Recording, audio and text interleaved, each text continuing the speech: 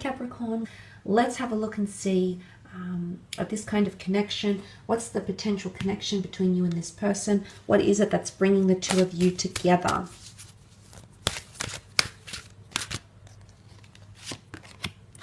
Okay, alignment. This is very powerful. It almost resembles the Ace of Swords, which came up for this person here. They've been fighting or searching for someone like you, Capricorn, and vice versa. The card of alignment says that the two of you are being brought together for a higher purpose here. There's a reason why, okay? Alignment, because we have the Ace of Swords, what resembles the Ace of Swords, this is really the divine realm that's organizing this for you, which really points to you and this person coming together because you're supposed to be in each other's lives. Now, the number 5 is associated with the card of alignment, which is quite powerful. The number 5 is all about important choices, major decisions, and awakening as well, because all the 5 senses here. So this is quite interesting, Capricorn. I think that not only have you attracted this person, but there's also a very powerful reason as to why they're showing up in your life. So that is very, very good to see. You will fight for each other. This is a connection where the two of you will very much fight for each other, okay? You've got the beautiful wings here, so communication will be quite strong. Air energy with the swords, Gemini, Libra, Aquarius, but victory. But it's all about slicing away that negativity, slicing away insecurities, removing the past, removing anything that doesn't help you in the future. So I feel like the two of you will fight for each other, which speaks of a very, very strong bond, okay? Let's move on and have a look at areas of strength in this connection, Capricorn. Oh, okay, you have the Two of Pentacles and the Hermit. Two of Pentacles can be seen as indecisiveness. If this is coming up as your strength, then it's your ability to make a decision, manage decisions well, and keep everything in balance. If we read this in a positive context, the Two of Pentacles has not dropped these pentacles. In fact, he has everything under control. He's not even sturdy on his feet, yet he makes it happen. So what I want to say is that no matter how tough things get, how wobbly things get, the two of you will always be able to manage each other quite well. It's almost like he's doing a juggling act. I also want to say the ships represent protection, steadfastness. So the two of you, there's a lot of protection. There's no question about that, Cappy. There's a lot of protection, guidance, inspiration that the two of you will have towards each other. And this is very beautiful. It's a very powerful connection.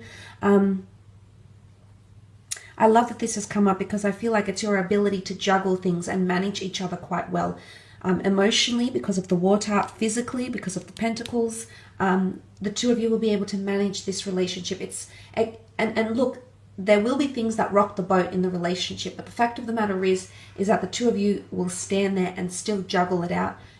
And why? Because you want to fight for each other. There's something within you that's going to tell you to keep pushing, keep persisting with this person. And likewise for them, the same thing will come up for them as well.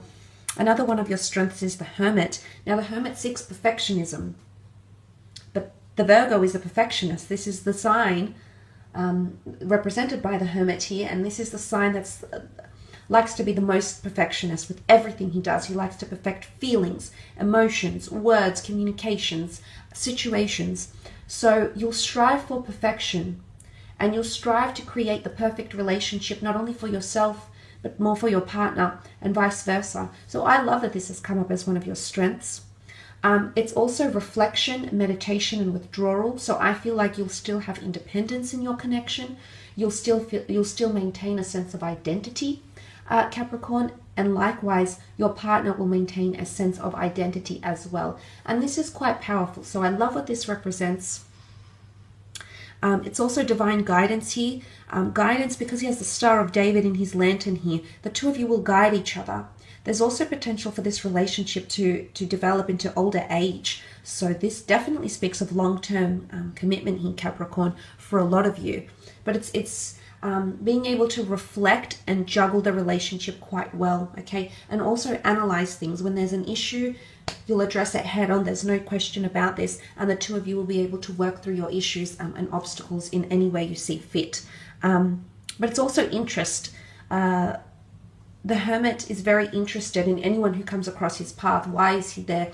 He was the gatekeeper. Why is he there? What is his intention, etc.? So this translates into there'll be so much care and involvement from the both of you in this relationship that you'll feel as equal, okay? That it's reciprocation, it's mutual understanding between the both of you.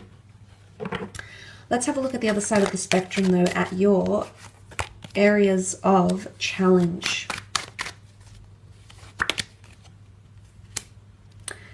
Okay, you've got the Emperor here, the Emperor. The Emperor is very different from every other card. The Emperor can represent, in this context, in a challenging context, he is quite stubborn or quite barren. He doesn't give much away. In fact, he's so set in his ways, he's too narrow-minded to see anything else. There's also potentially a sense of entitlement then. And the only reason I say that, that's not to say that all Aries people have that. He does represent the sign of Aries. But Aries can be, it is the god of conflict, okay? Opposition, challenging something, conflicting it, opposing it, and standing by that, not being open-minded to any other sort of energy. So there might be someone here at some point in the relationship, or to some degree at least, that will feel a sense of entitlement, and that won't give much away. You can see he's got this very stern look. It's divine masculine energy. It's not the creative divine feminine, softer, sensitive. It can even be harshness. So harshness in the way you communicate, in the way this person communicates, because they're so set in their ways. He's aged, so he's obviously been like this whole time. So you could be greeted with this, Capricorn, in the relationship, where it can prove to be quite challenging. Self-entitlement, conflict, not giving too much. The land behind him is barren, and you have to cross him. You have to please him. Sacrifices, gifts.